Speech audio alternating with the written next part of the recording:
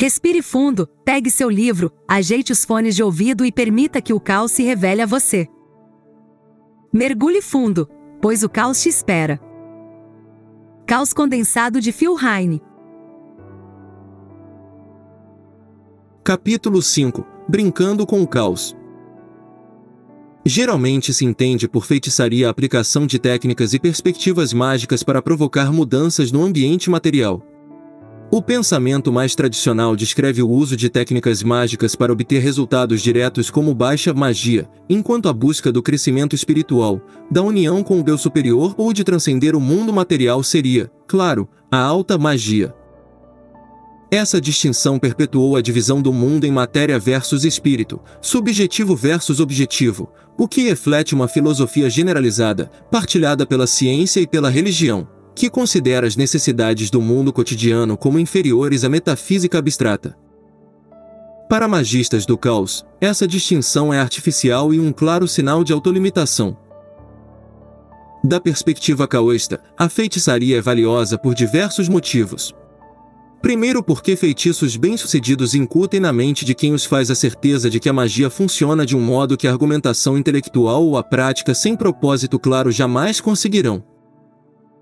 Segundo, o trabalho com técnicas de feitiçaria é em si iluminador, já que demanda da pessoa uma análise rigorosa das próprias motivações e complexos de desejo.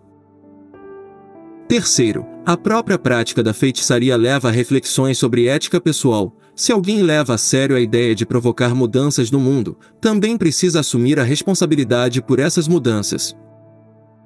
Além do mais, provocar mudanças no mundo costuma resultar em mudanças pessoais também. Se faço um encantamento buscando fama, então devo ser capaz de modificar a mim mesmo para fazer o melhor uso dessa fama.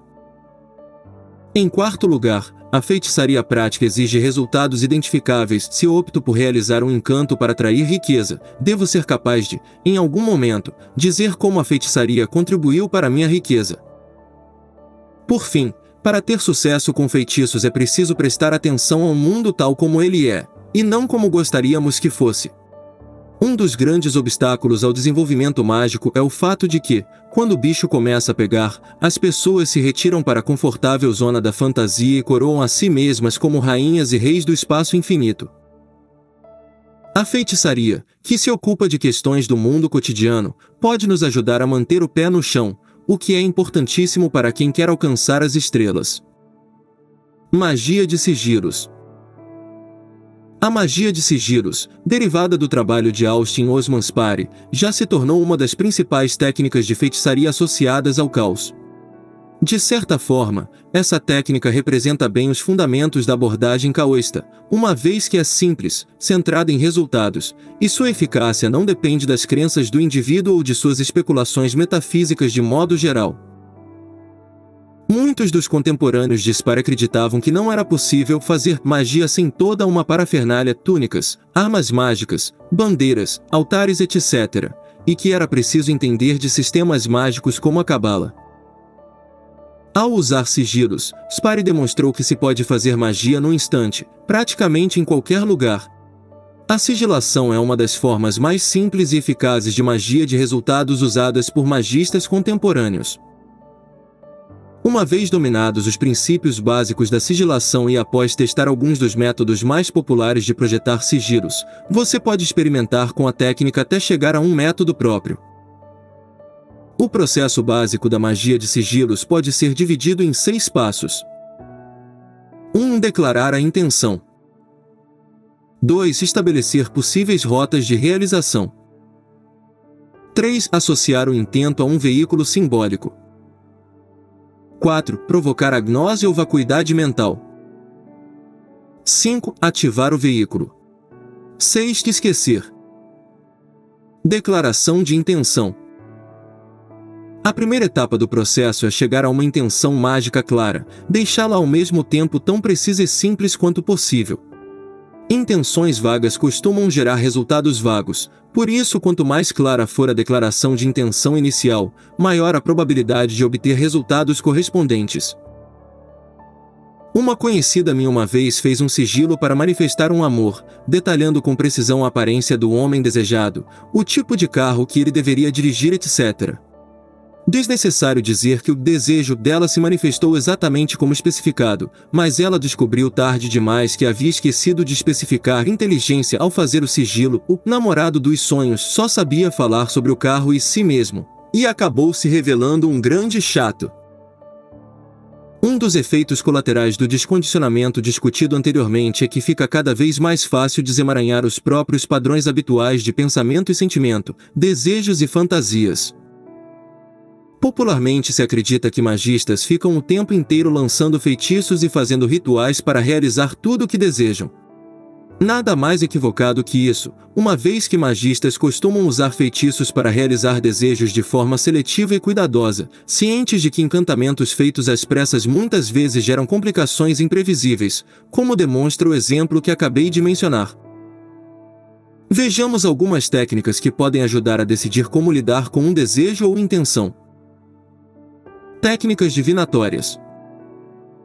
Usar um sistema divinatório pode ser útil para examinar as motivações por trás de um desejo. O sistema escolhido é uma questão de gosto pessoal, e o tarô, as runas ou o I Ching parecem ser as opções mais populares. Segue um exemplo de como técnicas divinatórias podem ser úteis. Pouco antes de escrever este livro, meu computador deu pau, de repente, e precisaria ser consertado. Essa situação me deixou num estado patético, e qualquer pessoa que use muito o computador vai saber do que estou falando. De repente, me ocorreu que podia ser a oportunidade ideal para um upgrade, comprar uma máquina nova. Comecei imediatamente a buscar estratégias que me permitiriam adquirir um novo modelo sem sobrecarregar meu bolso, e também a procurar opções mais baratas.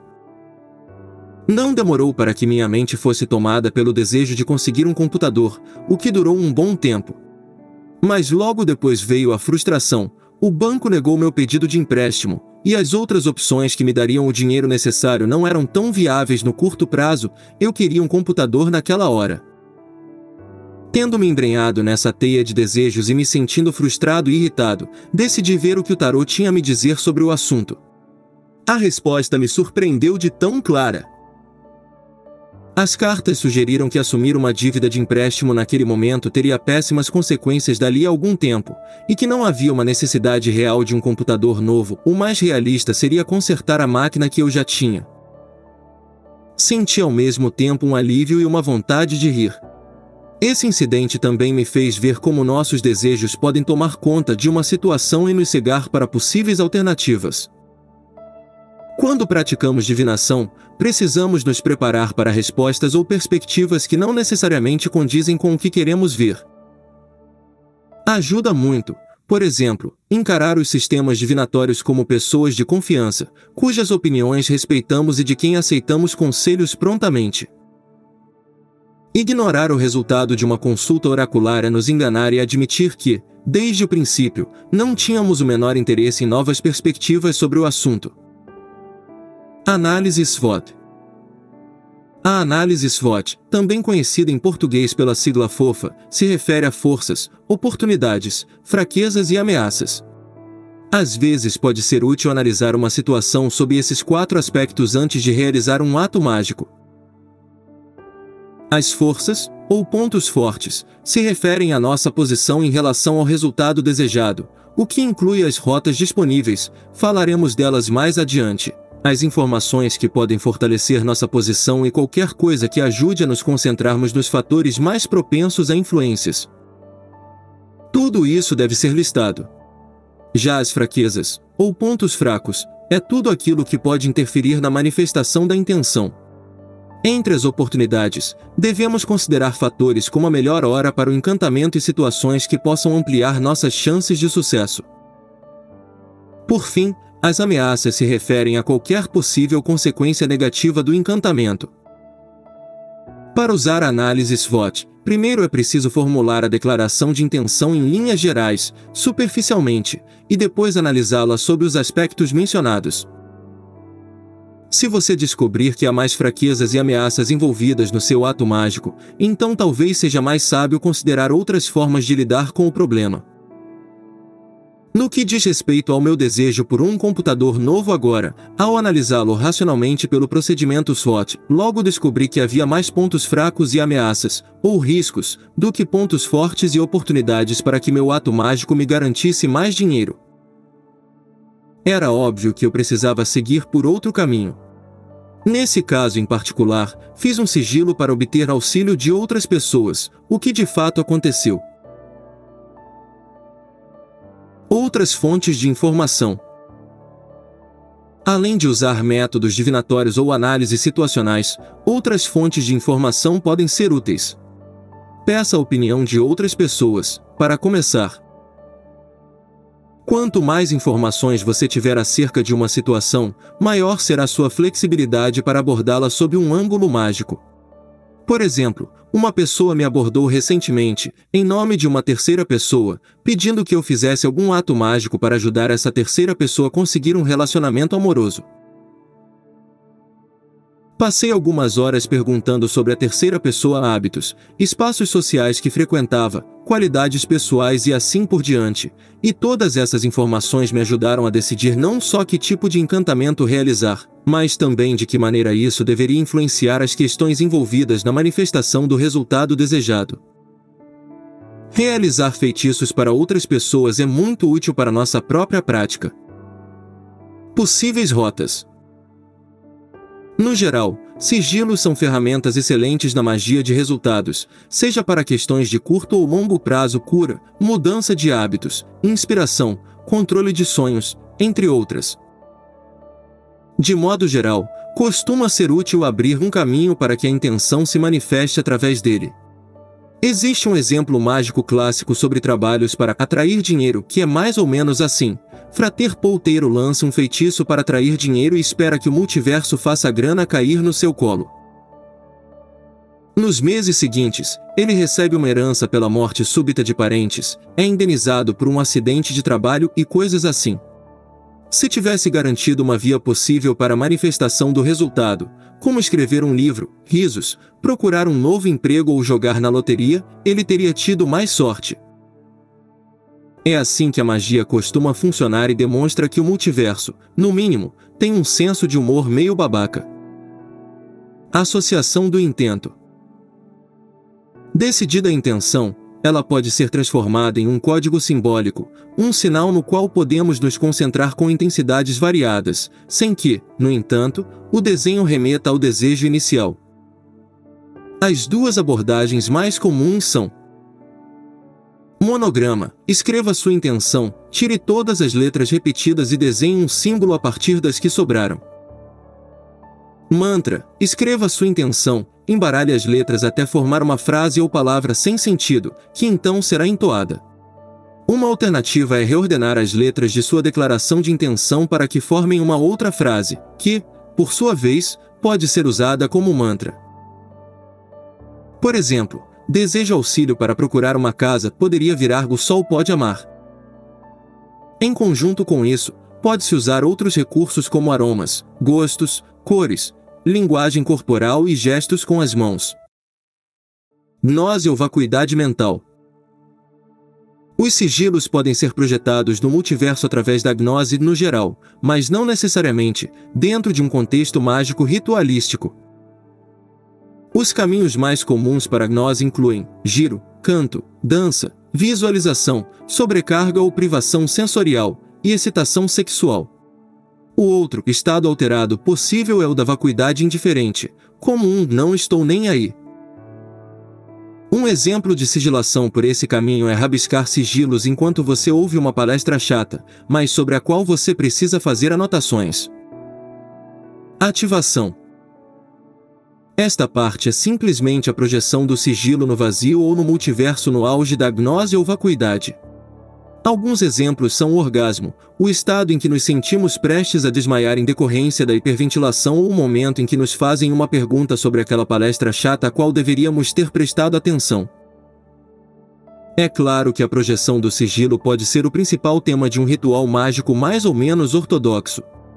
Métodos menos ortodoxos, Porém, incluem visualizar o sigilo quando estamos prestes a espirrar ou no momento em que vamos ao banheiro e sentimos o êxtase absoluto do relaxamento depois de segurar o xixi até que a vontade de urinar tenha se tornado dolorosa. Uma forma popular de energização de sigilos é ativá-lo no auge de um orgasmo, ou no ponto em que dor se torna prazer e vice-versa. Ao sentir que está prestes a atingir o orgasmo, visualize o sigilo brilhando reluzente, então, sendo disparado em direção às profundezas do espaço, um torpedo de fótons. Se estiver tentando influenciar uma pessoa em particular, pode tentar imaginar o sigilo brilhando no peito dela, ou em qualquer outro órgão que você ache mais fácil visualizar. Note que a pessoa com quem você transa não precisa saber o que está acontecendo, mas ajuda bastante se puder lhe dar o estímulo necessário. Esquecimento. Uma vez ativado o sigilo, você deve esquecer a intenção original e deixar que ocorra o efeito borboleta. Muitas vezes essa é a parte mais difícil do processo, principalmente se for algo que queremos muito que aconteça. Quando a intenção não é muito importante para nós, fica um pouco mais fácil nos esquecermos dela, por isso é bom começar a experimentar a sigilação com coisas às quais pouco nos apegamos. Mas talvez seja suficiente não ficar remoendo os pensamentos que possam surgir. Vejamos mais uma analogia. A teia de desejos, anseios, medos, fantasias etc. que se digladiam na nossa mente, mudando a todo instante, pode ser comparada a um jardim, mas um jardim desgovernado e mal cuidado, flores, ervas daninhas e plantas rasteiras, além de um rastelo meio enterrado em algum canto. O processo de sigilação pode ser comparado a uma vontade súbita de arrumar o jardim. Você isola uma planta, a sua intenção, separando-a das demais, depois começa a alimentá-la, regá-la e podá-la, até que ela se destaca das outras e fica claramente visível na paisagem. E então, de repente, você fica de saco cheio daquela trabalheira toda e vai ver TV. O truque é, nas próximas vezes que olhar para o jardim, não repare na planta a qual você acabou de dar tanta atenção e carinho. Se sua intenção se misturar a todas as outras coisas que passam na sua cabeça, você tenderá a sair fazendo todo tipo de projeção com resultados fantasiosos, o que fazer com o dinheiro quando ele entrar, como serão as coisas com a pessoa com quem tanto se sonha etc. E esse desejo vai se misturar com todos os outros, diminuindo assim a probabilidade de se manifestar da forma almejada. Uma boa forma de lidar com isso ao projetar um sigilo é ter a certeza de que, uma vez enviado ao multiverso, que, assim como o Papai Noel, sempre recebe a cartinha, ele vai funcionar, e por isso você não precisa gastar mais tempo e energia com ele. Essa confiança costuma surgir depois de ter sucesso com alguns sigilos. Com frequência o resultado se manifesta após a intenção se tornar latente, o que quer dizer que você já se esqueceu completamente dele e desistiu de esperar que aconteça. A experiência é muito parecida com tentar pegar carona numa estrada deserta no meio da madrugada. Você está lá há horas, cai uma chuva torrencial e você sabe, com uma certeza aterradora, que ninguém vai parar, mas ainda assim você fica ali com o polegar apontado para cima. Mas que inferno, hein? 5 minutos depois, eis que surge a pessoa do sigilo anterior, que chega num Porsche e pergunta para onde você quer ir. É de enlouquecer, né? Mas os sigilos muitas vezes parecem funcionar assim. Registrando os resultados. Ao empreender uma série de experimentos com sigilação, pode ser útil registrar cada um de modo que não traga à mente, pelo menos não de imediato, o desejo original associado ao sigilo. Após escrever os detalhes do experimento, cole com uma fita em seu diário um pedaço de papel com o sigilo desenhado de um lado e, do outro, a declaração de intenção original escrita a lápis. Experimentando diferentes abordagens. No passado, já cheguei a fazer meia dúzia de sigilos de uma vez, depois arquivá-los e perdê-los de propósito. Ao esbarrar nele semanas depois, já havia esquecido totalmente os desejos originais e escolhi um deles ao acaso para energizar. Eu percebi que ficar desenhando um sigilo várias vezes enquanto estou concentrado em outra coisa funciona também. Para mim, o melhor momento para fazer magia com sigilos é quando estou bem ocupado e com muita coisa na cabeça, assim não caio na armadilha de pensar no efeito desejado. Sigilos também podem ser incorporados a fotografias, gravações em vídeo e desenhos, ou mesmo tatuagens, brincos, posteres e estampas de roupa. Encadeamento de sigilos. Esta é uma aplicação simples da magia de sigilos que você pode experimentar. Primeiro prepare 2 sigilos, um para algum desejo que queira manifestar e o outro para algo como: verei uma mulher ruiva de cabelo longo carregando um cachorrinho. A não ser que você tenha um fetiche bem específico, esse desejo deve ser fácil de esquecer. Agora ative esse segundo sigilo antes do outro. Faça seu outro sigilo e carregue-o consigo, de preferência num pedacinho de papel. Conforme vai vivendo seu dia, é bem possível que você se depare com uma pessoa, ou objeto, que se encaixa na descrição do sigilo que foi ativado. O reconhecimento do alvo do primeiro sigilo vai provocar um estado rápido e súbito de gnose nesse momento. Ative o outro sigilo. Uma forma de fazer isso é visualizá-lo intensamente dentro de uma caosfera negra giratória, ou outro símbolo de sua preferência. Troca de sigilos. Pode ser útil, de vez em quando, trocar sigilos com uma outra pessoa que também pratique esse tipo de magia. Nesse caso você vai ter um sigilo que não tem o menor significado para você e por isso é fácil de esquecer. E mesmo que outra pessoa ative um sigilo que você criou, o resultado costuma se dar de acordo com a intenção original, o que parece indicar que a parte mais importante do processo todo de sigilação é formular a declaração de intenção e então relaxar, afastando-se dos pensamentos ligados ao resultado. Esses são os elementos do método que definem os parâmetros de sucesso, em vez de forças misteriosas, simbolismos ou energia mágica. Isso demonstra uma das ideias que tem surgido nos estudos sobre caos. A explicação de um indivíduo para um fenômeno não necessariamente precisa ser entendida como uma descrição verdadeira do que está acontecendo, ainda assim, é essa explicação que gera o contexto por meio do qual o fenômeno se dá. Em outras palavras, magistas aprendem a relaxar dentro de um contexto de crença, e esse contexto é fornecido pela intricada metafísica que se desenvolveu em torno de grande parte da magia contemporânea. Tal como discutido no capítulo 3, relaxamento e confiança são as chaves do sucesso mágico. O papel que a crença desempenha em criar um contexto mágico será examinado no capítulo 7. A caixa de brinquedos da feitiçaria. Ao longo do último século, aproximadamente, as abordagens ocidentais de magia acabaram sendo permeadas pela ética protestante do trabalho.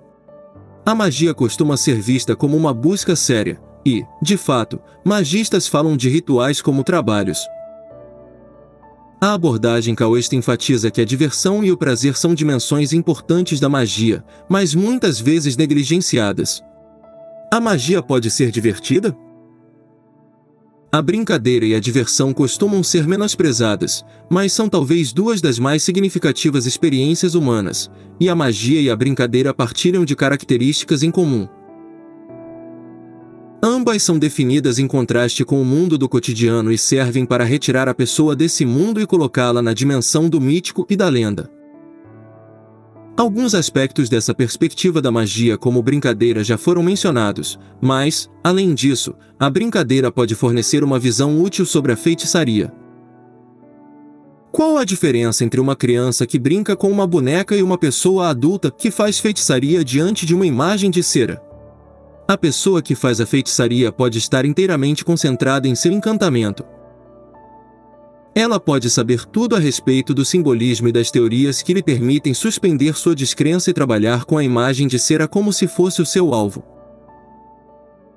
A criança parece absorta, séria, concentrada em sua brincadeira, mas provavelmente tem mais facilidade de acreditar que a boneca é algo além daquilo que aparenta ser do que magistas têm de depositar sua crença na eficácia de uma imagem de cera. A magia tem aspectos lúdicos, mas é raro conseguirmos encará-la como um jogo. É uma empreitada séria, mas pode ser seriamente divertida. No que diz respeito às técnicas de feitiçaria, é possível usar uma abordagem que seja, ao mesmo tempo, rigorosa quanto à estrutura dos encantamentos e lúdica quanto ao método de concretizá-los. É fácil, basta olhar a PIA, sigla para as 4 etapas desse processo. Análise. Pare tudo. Não faça nada. Pense sobre todas as possibilidades de ação e use técnicas para observar a situação sob diferentes ângulos ou perspectivas, divinação, oráculos oníricos, consulta a sua divindade preferida ou imaginação de vários cursos de ação possíveis. Planejamento. Uma vez decidido como agir, planeje o que vai ser feito. Quais são os recursos necessários? Eles podem ser mágicos, materiais, financeiros ou o auxílio de outras pessoas. Você precisa de mais informações? Se sim, onde elas estão? Implementação. Agora vem a parte mais difícil: pôr a mão na massa. A preguiça e a inércia podem aparecer nessa etapa, comumente como manifestação superficial de temores mais profundos, do fracasso ou do sucesso. Lembre-se, cada sucesso dá maior impulso para a próxima tentativa. Cada barreira ultrapassada traz consigo um pico de prazer e possibilidades ampliadas. Avaliação. Você deve ser capaz de avaliar os resultados de suas magias, olhar para o caminho que percorreu e identificar como sua vontade provocou mudanças. É crucial ser capaz de identificar e integrar as próprias experiências à luz do trabalho com magia. O uso do diário mágico é importantíssimo nesse quesito. Costuma ser difícil para uma pessoa avaliar os resultados da própria magia e das técnicas usadas, a não ser que ela esteja disposta a fazer isso com escrupulosa honestidade. Por vezes é uma questão de comparar como a manifestação do desejo foi idealizada e como de fato se deu. Por exemplo, uma vez realizei um encantamento com sigilo para obter novas fontes de prazer.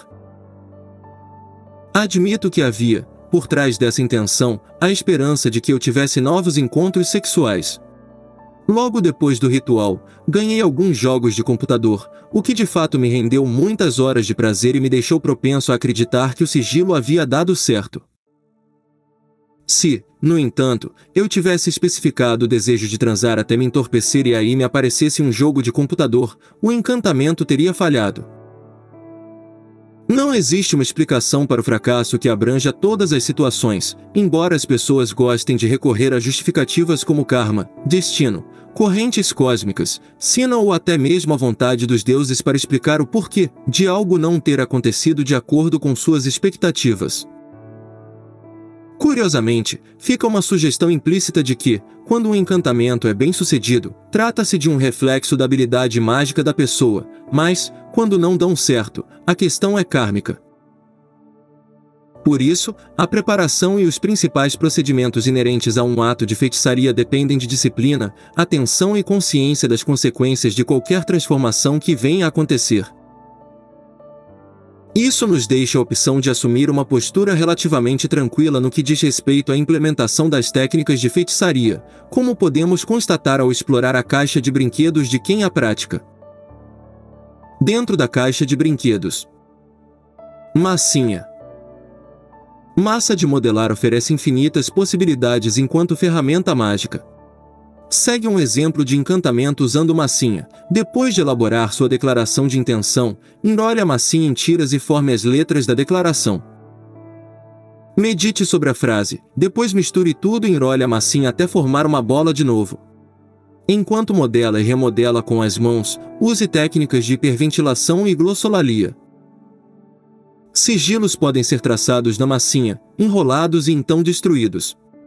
Ao entrar em gnose, divida a massinha em 2 metades. Uma metade é você, a outra é seu desejo. No clímax do ritual, misture as 2 metades.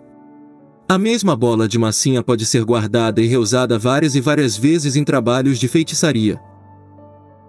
Você também pode incorporar partes do seu corpo a ela, unhas, cabelo, sangue, etc. Velas. Usar velas para lançar feitiços é uma forma popular de magia e já inspirou inúmeros livros sobre o assunto. É possível entalhar sigilos, runas e outros símbolos na vela e deixá-la queimando enquanto fazemos outra coisa. Fazer amor à luz de velas é um ato mágico por si só e, de fato, se vamos a fundo nesse caminho, é possível pensar em vários usos mágicos para velas que não costumam ser mencionados em livros de feitiços. Cordas.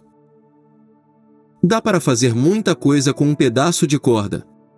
Nas correntes de bruxaria moderna, técnicas de magia com nós são bem populares, assim como o uso de cordas para criar teias, labirintos, camas de gato e outros emaranhados complicados, que se tornam o foco dos encantamentos ou de feitiços sussurrados.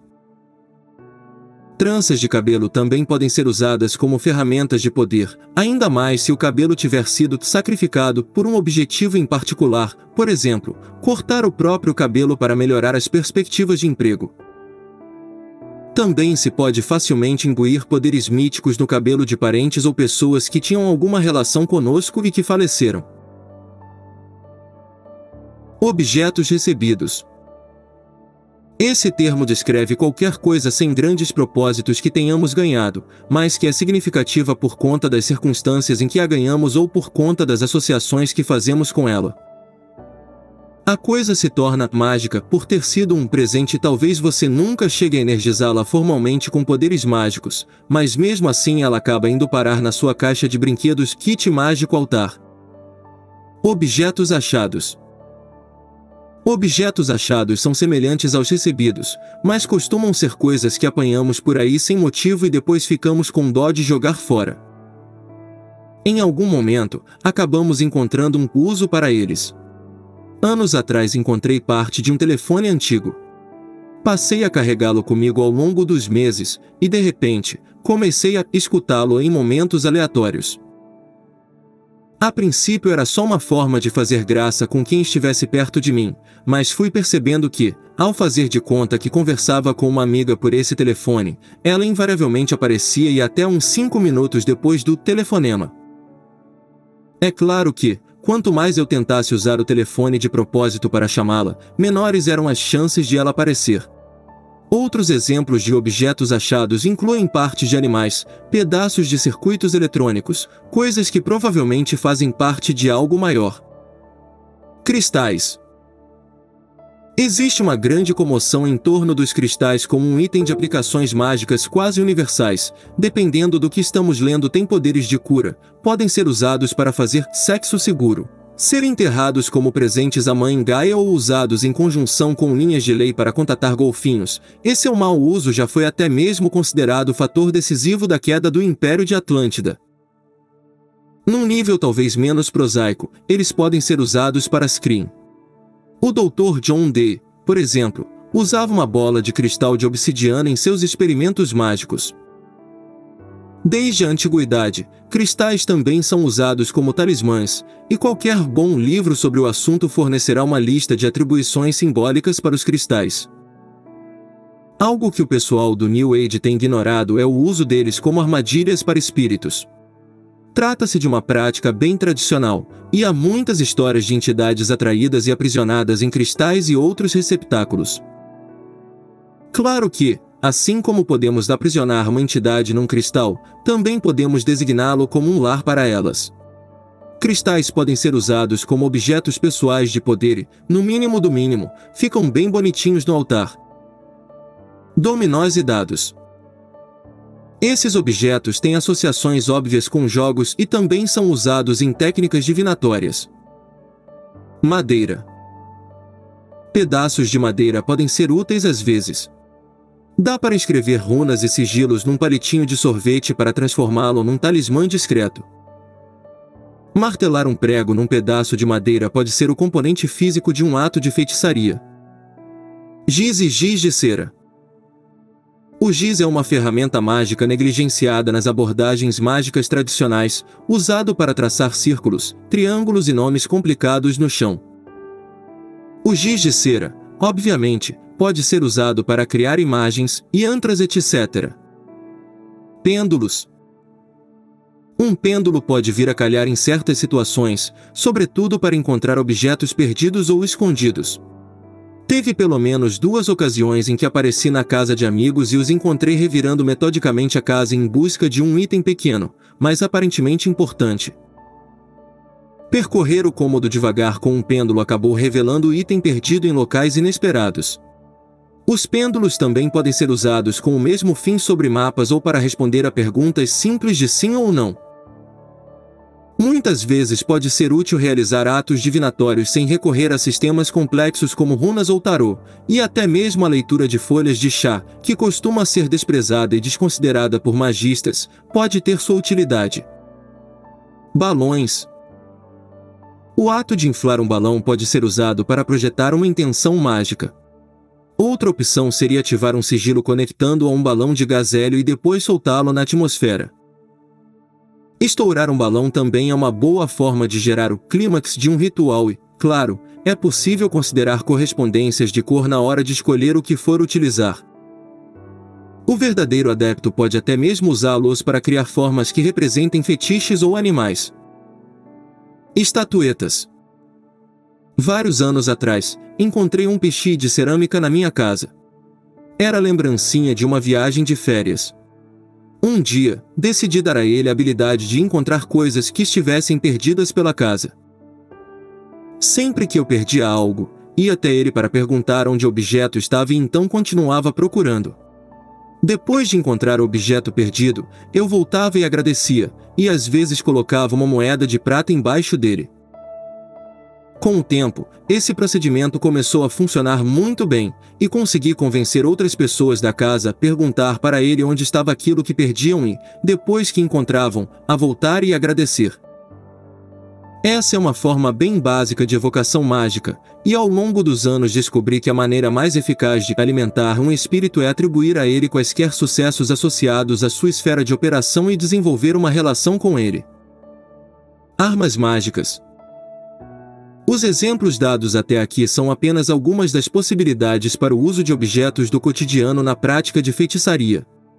Além disso, há também as armas mais formais da magia moderna, a varinha, a adaga, o cálice, o pentáculo e a lamparina. É possível discutir longamente o simbolismo que se desenvolveu em torno de cada um desses itens, mas não é preciso conhecer tantos simbolismos assim para usar as ferramentas de modo eficaz. A varinha, ou cajado, é a representação física do ato de projetar a própria vontade, direcionada intencionalmente a um dado vetor. A chave para a compreensão da vontade mágica se encontra no conceito de unidade do desejo.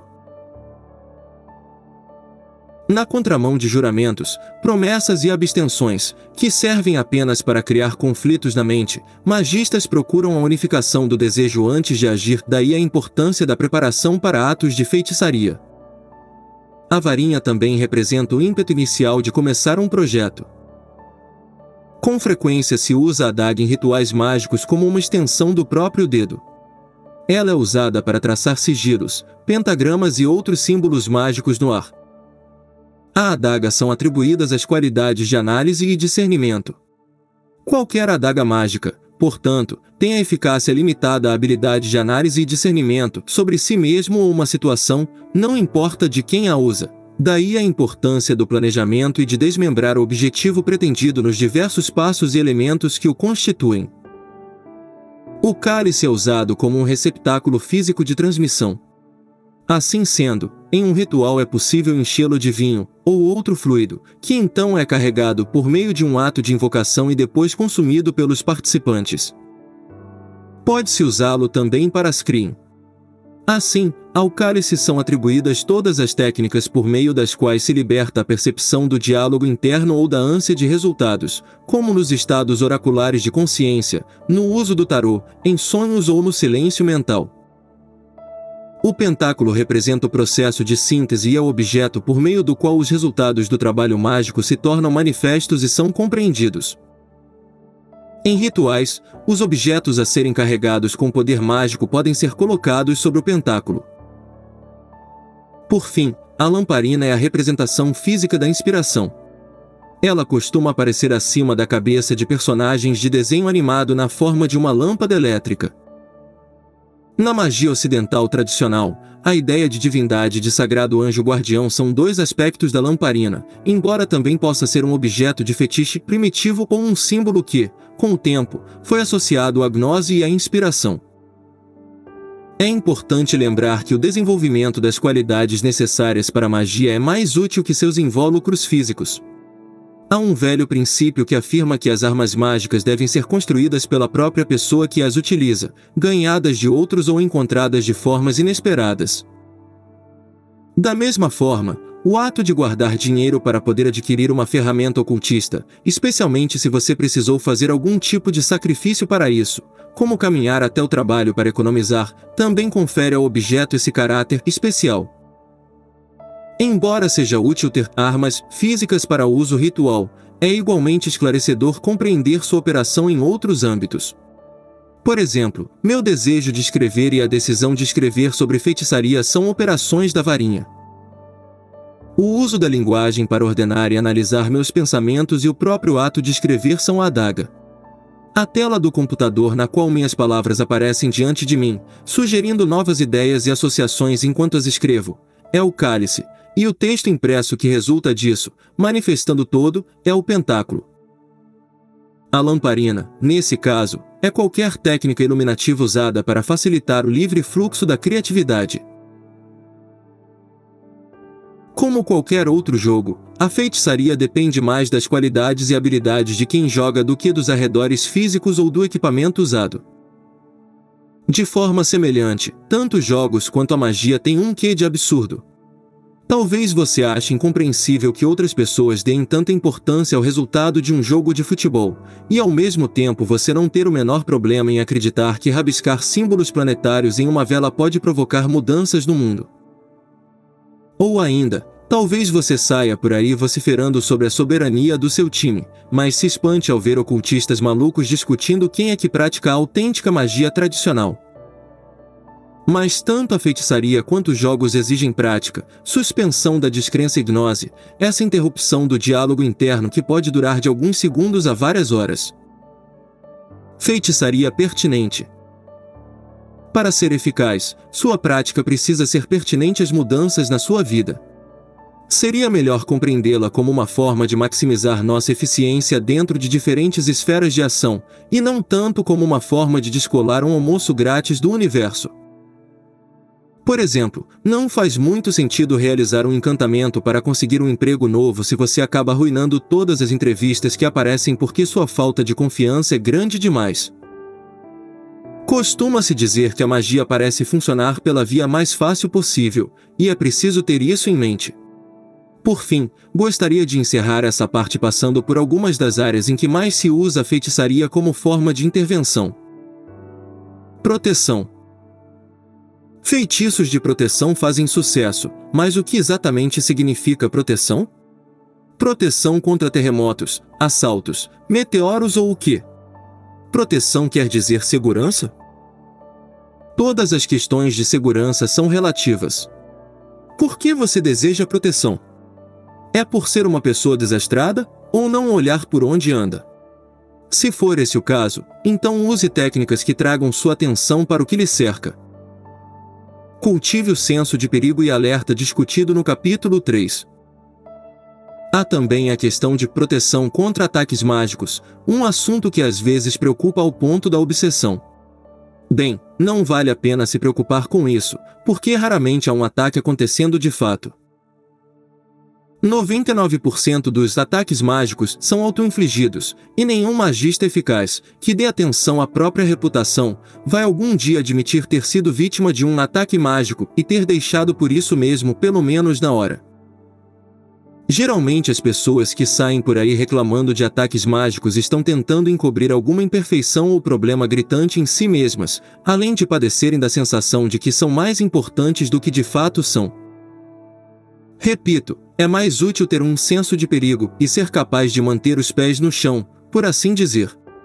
Magia de amor e de sexo. Usar a magia para encontrar uma pessoa parceira, a alma gêmea ou alguém para um sexo casual é algo extremamente popular, e a capacidade de unir ou separar casais, algo que faz parte do repertório de poderes da feitiçaria, Ajuda a explicar como as duas coisas podem ser objeto de medo e respeito ao mesmo tempo. Há muitas nuances na magia de amor. No nível mais básico, ajuda muito ser uma pessoa observadora e ter a habilidade de ler todos os sinais sutis da comunicação não verbal, saber quando falar e quando calar. A magia de amor fala sobre saber lidar com outras pessoas. Também é importante saber distinguir com clareza entre impulso sexual e relacionamento, isto é, ter consciência se seu feitiço visa criar um elo entre você e o alvo partindo da ideia de uma breve aventura sexual ou da possibilidade de um relacionamento de longo prazo. É surpreendente o quanto as pessoas confundem as duas coisas. Precisamos também reconhecer que, muitas vezes, o ideal de parceria que desejamos depende do contexto, e quase sempre esse desejo difere das necessidades reais. Na minha experiência, fazer feitiços de amor tendo uma pessoa específica em mente nunca funciona de maneira satisfatória. Eu particularmente já percebi que é mais útil um encantamento para a pessoa de que eu preciso do que para a pessoa que eu quero. Acho meio esquisito que, nas abordagens mágicas do Ocidente, feitiços de amor costumam ser considerados um tanto inofensivos, enquanto maldições são geralmente vistas como algo repreensível. Ninguém nunca pensou na maldição que pode ser se envolver com outra pessoa? Se algum dia você quiser interferir nos dramas de relacionamentos alheios, tenha isto em mente, antes de entrar com o pé na porta e a varinha na mão já influenciando magicamente a relação dos outros. Pense em como você se sentiria se descobrisse que alguém fez o mesmo com o seu relacionamento. Embora seja possível influenciar as pessoas a tirar a calcinha ou a cueca para você, costuma ser mais eficaz, em trabalhos de longo prazo, desenvolver seus próprios poderes de atração e sedução. O sexo é mágico por si só, e podemos ampliar isso ainda mais, mas se a pessoa for otária, baixinha, tiver uma aparência de Frankenstein e o carisma de um tijolo, nem todos os feitiços do mundo colocarão modelos de passarela aos pés dela, a não ser que se faça magia para ganhar dinheiro e bancar uma série de cirurgias plásticas radicais, ou então descubra alguma outra qualidade ou aspecto pessoal que possa aprimorar para alcançar esse objetivo. A essa altura é provável que o sexo já não seja mais tão imperativo quanto parecia ser. Questões de amor e sexo são particularmente importantes para magistas, pois, ao lidar com elas, em algum momento precisamos reconhecer a presença e a complexidade das outras pessoas. Cura. Essa é outra área difícil. A cura exige resultados, e procedimentos de cura mágica costumam ser bastante metódicos e orientados pelo bom senso. É interessante observar que essas técnicas e metodologias mais pé no chão parecem ter sido extirpadas do corpus principal do ocultismo no Ocidente, tendo ido parar em áreas como a bruxaria ou o espiritualismo, em que participantes não têm medo de descer do plano astral e fazer alguma coisa prática. Apesar de todo o mercado emergente do curandeirismo New Age, o uso de técnicas mágicas para cura exige muito trabalho e investigação. Se você tem interesse nessa área, esqueça tudo sobre regressão a vidas passadas, diagnóstico de aura, massagem de chakras e todas as outras coisas exóticas. Em vez disso, mire simplesmente em abordagens centradas na melhora real das pessoas. Há um exemplo de servidor para a cura no capítulo seguinte. Também vale a pena ter em mente que as pessoas percebem quando a outra se torna uma curadora respeitada. Pode ser útil desenvolver uma persona de pessoa que cura, tanto para gerar uma atmosfera no atendimento quanto para manter uma distância profissional em relação a clientes. Ver capítulo 7, Trabalho Mágico do Eu. O desejo de curar também precisa ser rigorosamente analisado de tempos em tempos, pois pode se tornar obsessivo a ponto de termos mais interesse em preservar nossa própria imagem do que tratar das necessidades reais que clientes apresentam. Maldições. A magia agressiva ou de ataque é uma daquelas áreas que, apesar de polêmicas, exigem atenção. As pessoas costumam dizer que jogar maldições é errado, antiético, ou que tem consequências kármicas. Esses argumentos ignoram o fato de que a maldição vem das linhagens mais antigas da magia e muitas vezes aparece, em sua forma mais sofisticada, nos povos originários e nas sociedades xamânicas. Historicamente, recorre-se a maldições quando outras formas de retaliação não são possíveis. Se reagir à opressão resulta numa coronhada na cara, então a ação mágica talvez seja a única opção. É difícil falar de ética ou karma com alguém que se aproxima de nós com os dois pés no peito. Vale repetir, fazer magia significa assumir a responsabilidade pelos próprios atos, por isso, se for amaldiçoar alguém, tenha certeza de que A. Essa é a estratégia mais apropriada. B. Você é capaz de lidar com as consequências. E C. Você vai conseguir o resultado que almeja. Lembre-se de que as situações reais da vida são sempre muito mais complexas do que qualquer dicotomia falsa e racista entre magia branca e magia negra ou magia do bem e magia do mal. Por isso o caos dá ênfase ao desenvolvimento de diretrizes pessoais próprias. Se você fizer com que um estuprador em série se torne cada vez mais desleixado em suas ações até acabar exposto e identificado, isso seria uma maldição? É antiético realizar uma missa de requiem em absentia para um amigo com câncer terminal que lhe tem expressado claramente o desejo de morrer? Encantos gêmeos, riqueza e fama. A riqueza costuma ser uma condição a qual as pessoas aspiram ou uma condição já conquistada, em graus variados. Por isso é possível que uma pessoa olhe para a própria vida e diga eu sou rica ou eu gostaria de ser rica. Antes de avançarmos, porém, é importante entendermos esta questão. O que queremos dizer com riqueza? As definições de dicionário costumam orbitar a ideia de abundância de recursos materiais. No entanto, o dinheiro é apenas um único aspecto da magia para a riqueza. Seu foco não está no mero acúmulo de dinheiro ou bens de consumo. Os desejos enganam. Antes de examinar o desejo por riqueza, vamos dar uma olhada em outras manifestações de desejo. O sexo é um bom ponto de partida. Tendemos a nos comportar como se o desejo sexual fosse simples, o reflexo automático a um estímulo que nos faz pensar uau! E então reagir, acelerando o coração e agitando os hormônios. O desejo recair sobre nós, física e subitamente pode ser qualquer coisa, desde um olhar desejoso voltado para uma pessoa até um grande choque que nos deixa sem ar. Porém, como todos sabemos em nossos momentos mais introspectivos, o desejo sexual é muito complexo, muito potente e sujeito a alterações quando menos se espera. Justo quando acreditamos estar seguros, um homem gay que de repente sente atração por uma mulher, por exemplo, ou um hétero que percebe, horrorizado, que não consegue tirar os olhos do vizinho. O desejo sexual pode ser perigoso, e muita coisa depende de como o ego sobrevive a essas transições. A fama é outro bom desejo para examinar, particularmente para mim, pois, sem querer parecer orgulhoso, eu sei que com os anos ganhei certa reputação, um grau de reconhecimento, ainda que dentro de uma subcultura pequena. A fama tem muita coisa em comum com a riqueza. É algo que ou você já conquistou ou quer conquistar no sentido de pensar, olha só aquela pessoa, quisera eu ter a fama que ela tem. Bom, é perfeitamente possível que, lá na minha época de neófito, eu tenha feito um encantamento para me trazer fama.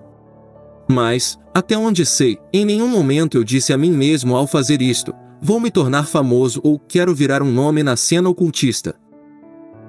Pode parecer ingênuo, mas eu demorei muito tempo a perceber que estava ganhando uma reputação.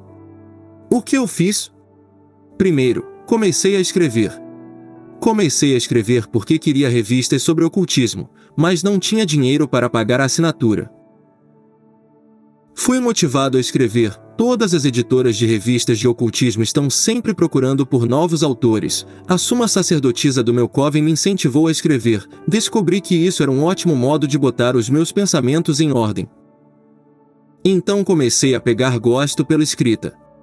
Afinal, quem não se sente empolgado de ver o próprio nome numa revista? E é ainda mais satisfatório quando somos pagos por algo que escrevemos. Num segundo momento, comecei a falar em público. Os motivos para isso são mais complexos. Eu era um lixo em me apresentar diante dos outros, e considerando que estava fazendo um curso que exigia que me apresentasse às pessoas, eu me coloquei de propósito numa situação em que precisava falar com uma plateia. Eu me tornei o representante estudantil do curso, o que significava ter de lidar com o grêmio estudantil, o corpo docente e o conselho acadêmico. Aos poucos, comecei a me ajustar a essas demandas, e ainda mais aos poucos, fui pegando gosto. Das palestras, passei a dar cursos e oficinas, e por fim, comecei a dar valor às habilidades e técnicas que eu havia estudado, apesar de o contexto ser diferente. Quando começamos a nos destacar no âmbito público, chamamos atenção. Fiquei genuinamente chocado quando me disseram que eu tinha de fato uma reputação disso e daquilo. Fiquei espantado e furioso quando detalhes da minha vida pessoal se tornaram assunto em certas revistas. Até gostei, por vezes, de ouvir boatos e opiniões de estranhos sobre mim vindos de alguma outra fonte, mas durante muito tempo eu resisti e até mesmo senti ódio pela mera possibilidade de estar me tornando uma figura pública nesse meio pequeno e fechado que é a cena ocultista. Mas também estava aprendendo algumas lições importantes, de que vou tratar em breve. Meu problema com a ideia de magia para obter riqueza é que tudo é muito nebuloso e de longo prazo o desejo sexual é físico e imediato. E riqueza e fama têm muito em comum. Eu olho os computadores mais recentes na vitrine de uma loja de informática, e me vem o desejo de ter dinheiro para comprar um sem precisar poupar ou fazer hora extra. Nessa mesma linha, já invejei indivíduos que pareciam ser populares, boas companhias, e que atraíam pessoas de quem eu sequer tinha coragem de me aproximar. Fama e riqueza são encantos. São desejos que têm poder sobre nós porque sentimos que nos falta alguma coisa, desejos que nos lembram de que não estamos confortáveis com nossa situação atual. Há inúmeros textos sobre a relação entre a magia de riqueza e Júpiter, ao qual atribuem a qualidade de expansividade. Antes de nos tornarmos expansivos, porém, é preciso ter trabalhado com a qualidade solar da autoconfiança. Como já discuti em capítulos anteriores, me parece útil entender a confiança como uma habilidade, a habilidade de se manter em estado de relaxamento no presente imediato. O relaxamento e a tranquilidade, claro, são essenciais quando vamos nos apresentar diante das pessoas, mas também são a chave mais ignorada do sucesso mágico. Nesse estado de relaxamento, estamos livres dos padrões do passado e deixamos de projetar desejos no futuro iminente e vemos qualquer situação tal como ela é, e não como deveria ou poderia ser. Mas isso não basta. A confiança exige um grau de amor de si, que, por sua vez, exige consciência de si, especialmente do próprio emaranhado de complexos de desejo.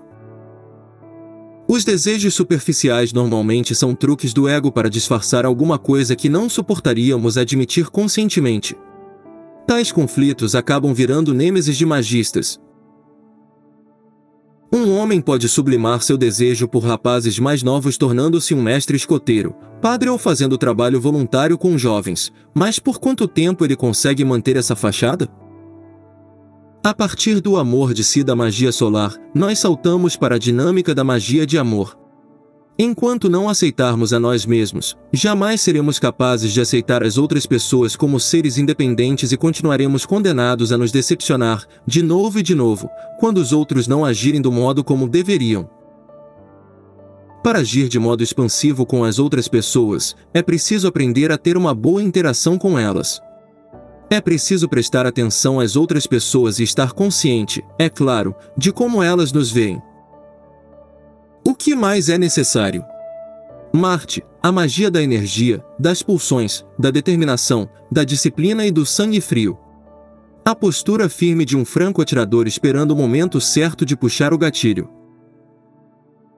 Também a magia de pensamento é necessária, o caminho do planejamento, da estratégia, ser capaz de examinar uma situação e elaborar um plano A, um plano B e o que fazer se as coisas não derem certo, a capacidade de enxergar recursos disponíveis, sejam eles materiais, habilidades ou contatos. Em seguida, tem a magia de morte. Tenho um projeto emocionante e consigo ver claramente como ele dará certo, mas, depois de ter feito todo o planejamento, ele me parece mais inviável do que plausível. Será que compensa seguir mesmo assim? Ou será que tenho a força necessária para matá-lo e fazer outra coisa? A magia de morte é também a magia das fronteiras, dos limites autoimpostos. E não devemos nos esquecer da magia sexual. Na Cabala, a sexualidade é atribuída à esfera de Yesod, que é também a esfera da sedução, do encanto e da ilusão. O sexo nos lembra de nossas vulnerabilidades, e é muito fácil nos emaranharmos em desejos por roupas da moda, carrões, parceiros atraentes e camas king size. Mas, se uma pessoa precisa dessas coisas para se sentir sexy, possivelmente há algo de errado aí. As raízes para nos sentirmos atraentes se encontram no amor de si. E aqui voltamos de novo à magia do eu. Se você deseja possuir riqueza, não fique remoendo isso. Há uma velha máxima que diz que, se você se prende a algo, jamais conseguirá obtê-lo. O inconsciente, que Spari chamava de maior magista, não compreende esse conceito. Cada vez que desejar riqueza, você estará lembrando a si das coisas que lhe faltam. De forma semelhante, é insuportável quem sai por aí declarando que quer ter fama, e a fama de insuportável não é do tipo que faz bem a ninguém. Trabalhe em outras esferas da magia. Se tiver ligação com um negócio ou empresa, faça magia de negócios, que nada mais é que aplicar tudo isso em seu trabalho, aprender sobre as pessoas, aprender a liderar, a gerir, a inspirar, a fazer com que sua vontade se manifeste. Aprenda a manter as portas abertas para você. Aprenda a falar com as pessoas certas na hora certa. Aprenda a sutil arte de gerenciar as impressões que você passa. Uma figura arquetípica útil nesse quesito é a do imperador, príncipe ou mandarim. Leia Maquiavel, para começar, depois estude as histórias de grandes figuras imperiais. Como se age diante de um imperador? Com reverência, pois ser insolente é brincar com a morte. Um imperador gosta de ser lisonjeado, mas não bajulado. Um imperador tem grande poder, mas também tem consciência da responsabilidade que esse poder traz.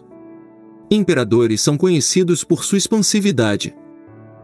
Eles devem dar os melhores presentes, pois sua reputação está em jogo. Um imperador bem-sucedido sabe como fazer uso de seus recursos e como inspirar respeito, e respeito é importante, é a base da confiança. Mas a confiança não é imediata, precisa ser conquistada. Como agir, então, para conquistar o respeito dos outros? Descubra e faça. A riqueza é uma coisa pela qual ansiamos ou que já conquistamos. Na tradição indiana, assim como a sabedoria, ela é um siddha, uma realização, algo que acontece gradualmente. No caminho do Tantra, todos os ditos poderes mágicos são meros efeitos colaterais da passagem de alguém pelo mundo. Magistas muitas vezes só se dão conta de que têm essas coisas depois que elas começam a lhes ser atribuídas por outras pessoas. Ganesha é uma divindade que nos serve de bom exemplo. Ele traz riqueza, mas não é apegado a ela, nem aprisionado pela necessidade dela. Sua postura no mundo é de tranquilidade.